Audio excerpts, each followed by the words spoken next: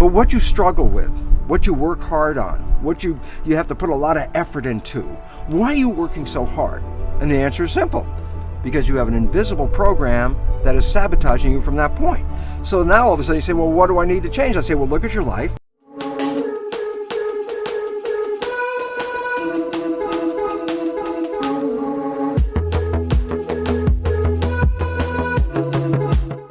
One of the most important things, because the subconscious mind really has fundamental programs of life that we acquire from our parents, our family, our community between the last trimester of pregnancy and the first 7 years.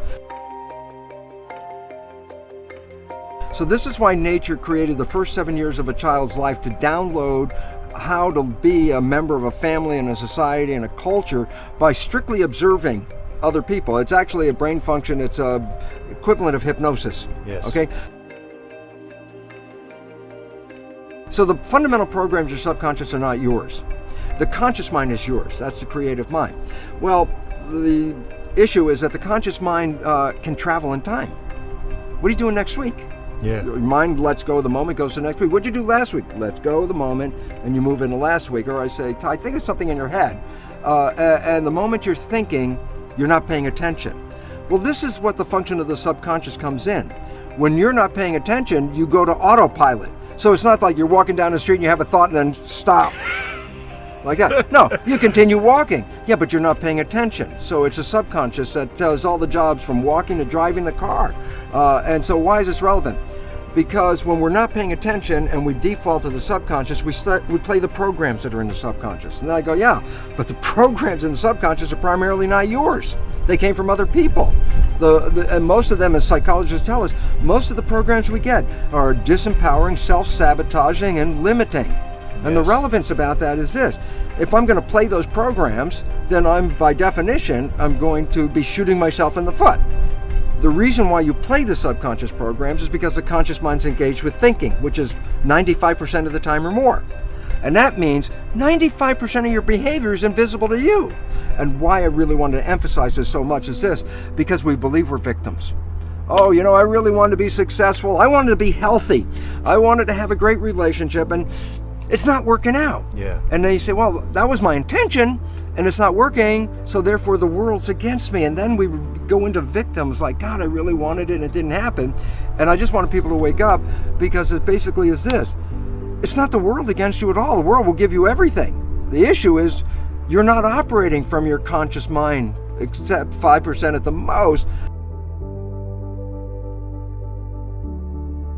And so your life is really a reflection of your subconscious programming. Yes. Now you say to me, well, I got programmed from the last trimester of pregnancy, first 7 years, so I was being programmed when I was 1 and 2 and 3, and I go, absolutely. And you say, but what were the programs? I wasn't there. I have no idea what the hell the programs are. And I go, here's the neat part.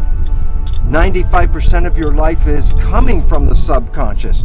So all you have to do is look at your life and just look at it and say, for what? I say, what comes to you that you want and it comes to you easily, you have programs to allow that to happen. But what you struggle with, what you work hard on, what you have to put a lot of effort into, why are you working so hard? And the answer is simple. Because you have an invisible program that is sabotaging you from that point. So now all of a sudden you say, well, what do I need to change? I say, well, look at your life. Yes. And tell me what you're having trouble with. Yeah. Because that's the direct expression of a program that's not supporting you. There's always been a belief that the conscious and the subconscious minds are one and the same. So if I educate my conscious mind, then my subconscious mind should automatically know what the heck I just did. Yeah. Right? So then I say, well, yeah, guess what? How many self-help books did you read? And I go, oh, I read all these self-help books. I say, now that you read them, did your life change? And the answer is, no, not really. But I'm really smart, because if you ask me any questions about the self-help book, I can answer it. I say, well, what's the issue? And the issue is this. The conscious mind is creative. So yeah, I could read the book. I could watch this video with you in it. I could even just go, aha, and the conscious mind could accept that and learn it. But the subconscious mind does not learn that way. And that has been the problem, because we educate the conscious minds, get really smart, and our life stays exactly the same as it is. And the issue is why? Because it doesn't translate from the conscious to the subconscious, because the subconscious learns in, well, 3 to 4 fundamental ways. Number one, the first way it learned 7 years was hypnosis, because the brain was operating at a low vibrational frequency and just downloading what it saw. After you're 7, how do you learn? habituation. How'd you learn the ABCs or the times table?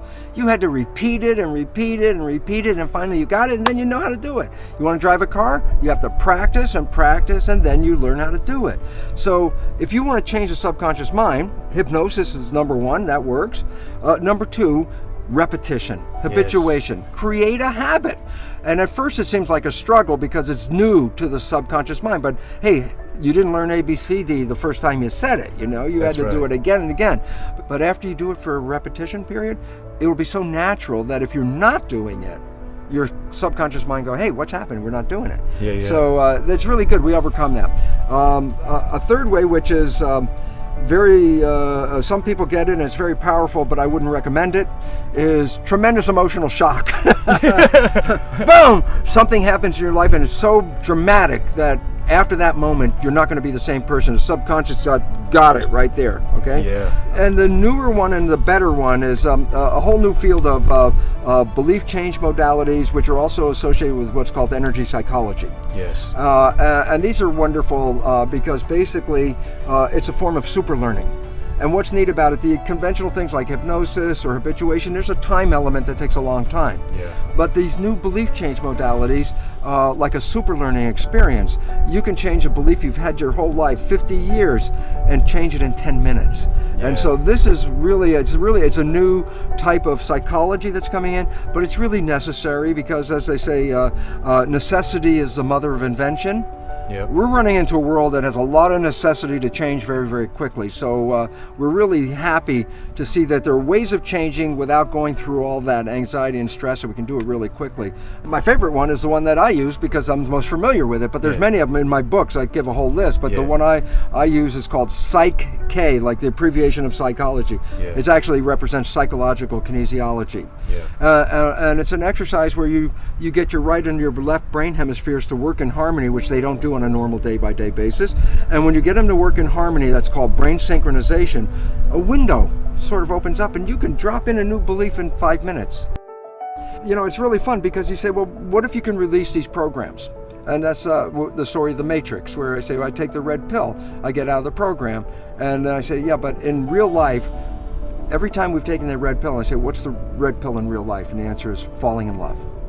Falling in love with the person, or falling in love with your creativity, or whatever it is, falling in love. Because when you fall in love, what you're doing is so captivating and so engrossing and so desirable, you don't let your conscious mind wander.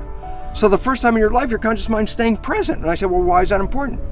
Conscious mind, wishes, desires, and aspirations. If you're operating from that mind, you manifest your wishes and desires. So my conclusion for all of this blah, blah, blah that I'm giving you is simply this.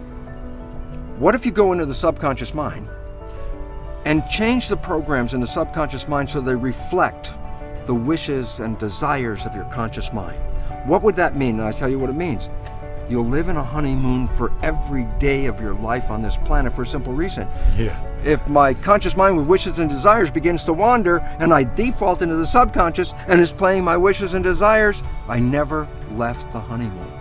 Most people's stresses are not real immediate emergency stresses at all. They're beliefs of a fear that they won't have something, they won't have a job, they won't have food, they won't have a friend. And it's not that they don't have them right now. They're thinking about, oh, if that happens. And that's where the stress comes from. And that's why 90% of the people are in fear, because they recognize that their future is uncertain. But rather than seeing it in a positive way, they have this image of a negative thing. Work it all out. And it's really interesting because, remember, when you fall in love and you get out of the programming, you create heaven on earth. Well, if it wasn't for the programming, everybody would have heaven on earth. Yes. So if we can change the programming, then heaven on earth is available.